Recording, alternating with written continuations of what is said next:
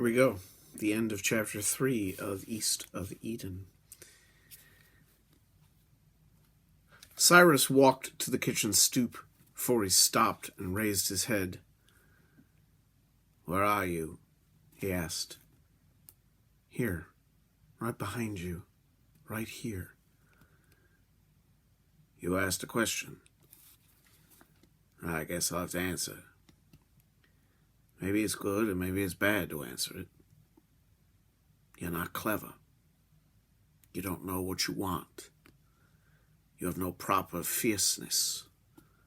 You let other people walk over you. Sometimes I think you're a weakling who will never amount to a dog turd. Does that answer your question? I love you better. I always have.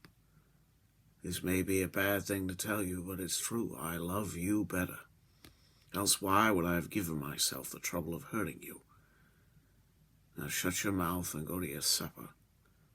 I'll talk to you tomorrow night. My leg aches. Section 4. There was no talk at supper. The quiet was disturbed only by the slup of soup and gnash of chewing, and his father waved his hand to try to drive the moths away from the chimney of the kerosene lamp. Adam thought his brother watched him secretly, after he caught an eye flash from Alice when he looked up suddenly. And he caught an eye flash from Alice when he looked up suddenly. After he had finished eating, Adam pushed back his chair. "I think I'll go for a walk," he said. Charles stood up. "I'll go with you." Alice and Cyrus watched them go out the door, and when she asked one of her rare questions, she asked it nervously. "What did you do?" "Nothing," he said. "Will you make him go?" "Yes." "Does he know?" Cyrus stared bleakly out the front door into the darkness. "Yes, he knows." "He won't like it. It's not right for him." "It doesn't matter," Cyrus said. And he repeated loudly, "It doesn't matter." And his tone said, "Shut your mouth. This is not your affair." They were silent a moment, and then he said, almost in a tone of apology, "It isn't as though he were your child." Alice did not reply. The boys walked down the dark, ruddy road. Ahead they could see a few pinched lights where the village was. "Want to go in and see if anything's stirring at the inn?" Charles asked. "I hadn't thought of it," said Adam. "Then why the hell are you walking out at night for?" "You didn't have to come," said Adam.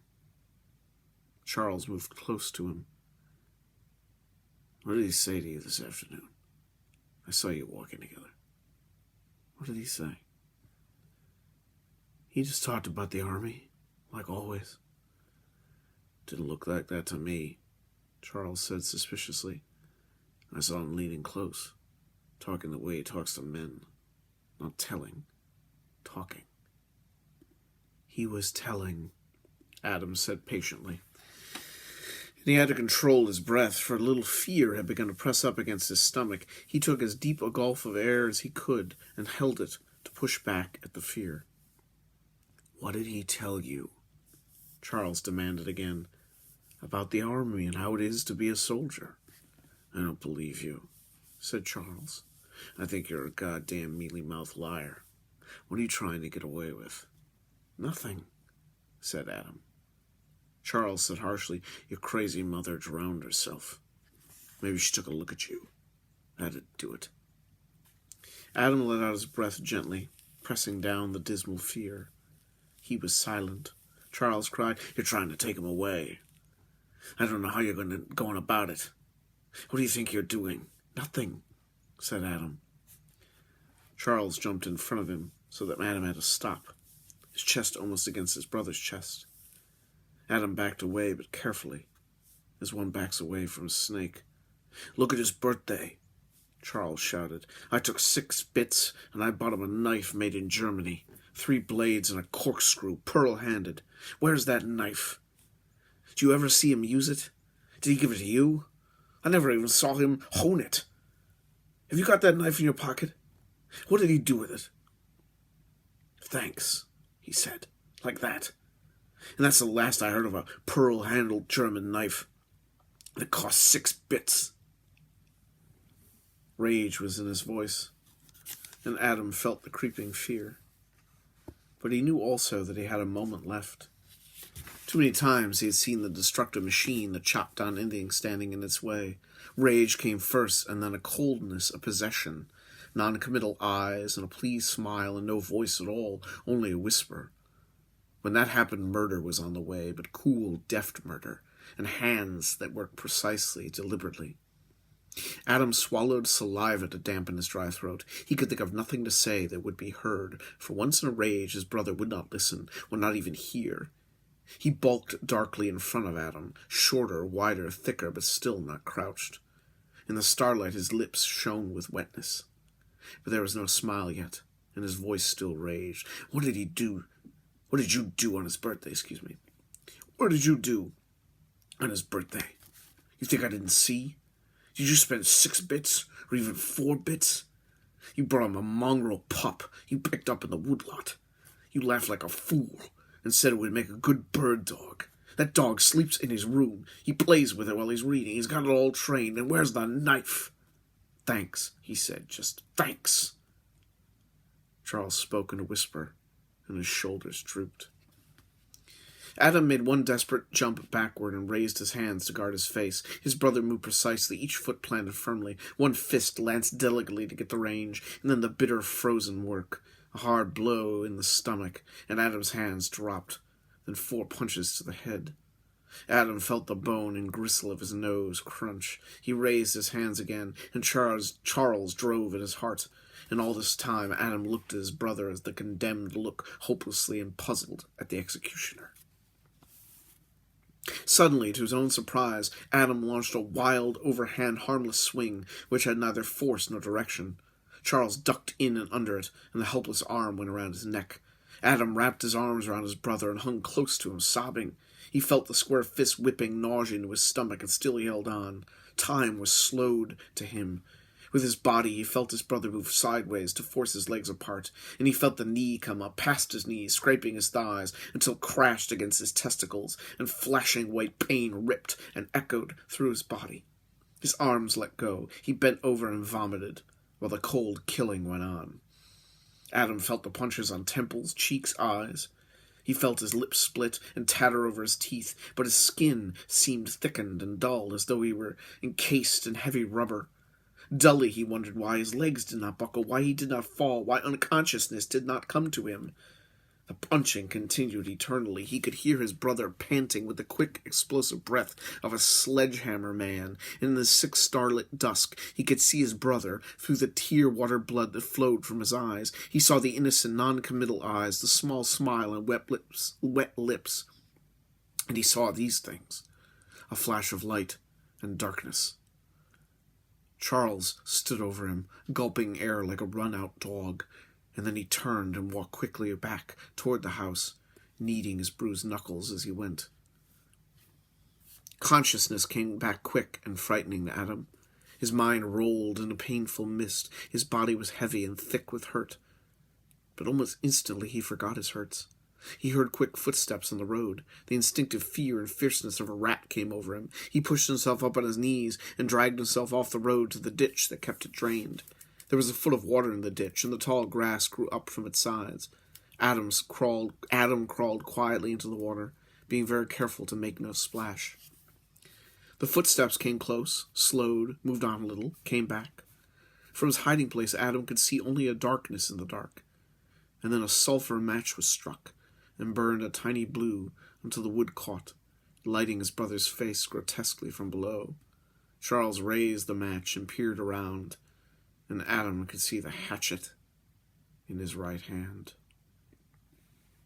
When the match went out, that night was blacker than before. I'm going to start that over. When the match went out, the night was blacker than before. Charles moved slowly on and struck another match, and on and struck another. He searched the road for signs. At last he gave it up. His right hand rose, and he threw the hatchet far off into the field. He walked rapidly away toward the pinched lights of the village. For a long time, Adam lay in the cool water. He wondered how his brother felt, wondered whether now that his passion was chilling, he would feel panic or sorrow or sick conscience or nothing. These things Adam felt for him. His conscience bridged him to his brother and did not pain for him the way at other times he had done his homework. I'm going to restart that paragraph. For a long time, Adam lay in the cool water. He wondered how his brother felt, wondered whether now that his passion was chilling, he would feel panic or sorrow or sick conscience or nothing. These things Adam felt for him. His conscience bridged him to his brother and did his pain for him, the way at other times he had done his homework. Adam crept out of the water and stood up. His hurts were stiffening, and the blood was dried in a crust on his face. He thought he would stay outside in the darkness until his father and Alice went to bed. He felt that he could not answer any questions because he did not know any answers, and trying to find one was harsh to his battered mind. Dizziness edged with blue lights came fringing his forehead, and he knew that he would be fainting soon. He shuffled slowly up the road with widespread legs. At the stoop he passed, looking in. The light hanging by its chain from the ceiling cast a yellow circle and lighted Alice in her mending basket on the table in front of her. On the other side, his father chewed a wooden pen and dipped it in an open ink bottle and made entries in his black record book. Alice, glancing up, saw Adam's bloody face. Her hand rose to her mouth and her fingers hooked over her lower teeth. Adam drag-footed up one step and then the other and supported himself in the doorway. Then Cyrus raised his head. He looked up with distant curiosity. The identity of the distortion came to him slowly. He stood up, puzzled and wondering. He stuck the wooden pen in the ink bottle and wiped his fingers on his pants. Why did he do it? Cyrus asked softly. Adam tried to answer, but his mouth was caked and dry. He licked his fingers and started them bleeding again. I don't know, he said. Cyrus stumped over to him and grasped him by the arm so fiercely that he winced and tried to pull away. Don't lie to me. Why did he do it? Did you have an argument? No. Cyrus wrenched at him. Tell me. I want to know. Tell me. You'll have to tell me. I'll make you tell me. God damn it. You're always protecting him. Don't you think I know that? Did you think you were fooling me? Now tell me, by God, I'll keep you standing there all night. Adam cast about for an answer. He doesn't think you love him. Cyrus released his arm and hobbled back to his chair and sat down. He rattled the pen in the ink bottle and looked blindly at his record book. Alice, he said, help Adam to bed. You'll have to cut his shirt off, I guess. Give him a hand. He got up again, went to the corner of the room where the coats hung on nails, and reaching behind the garments, brought out his shotgun, broke it to verify its load, and clumped out of the door. Alice raised her hand as though she would hold him back with a rope of air, and her rope broke and her face hid her thoughts. Go in your room, she said. I'll bring some water in a basin. Adam lay on the bed, a sheet pulled up to his waist, and Alice patted the cuts with a linen handkerchief dipped in white water. She was silent for a long time, and then she continued Adam's sentence as though there had never been an interval. He doesn't think his father loved him. But you love him, you always have. Adam did not answer her. She went on quietly. He's a strange boy. You have to know him, all rough shell, all anger until you know. She paused to cough, leaned down and coughed, and when the spell was over, her cheeks were flushed, and she was exhausted. You have to know him, she repeated. For a long time he has given me little presents, pretty things you wouldn't think he'd ever notice. But he doesn't give them right out. He hides them where he knows I'll find them. And you could look at him for hours, and he won't ever give the slightest sign he did it. You have to know him. She smiled at Adam, and he closed his eyes.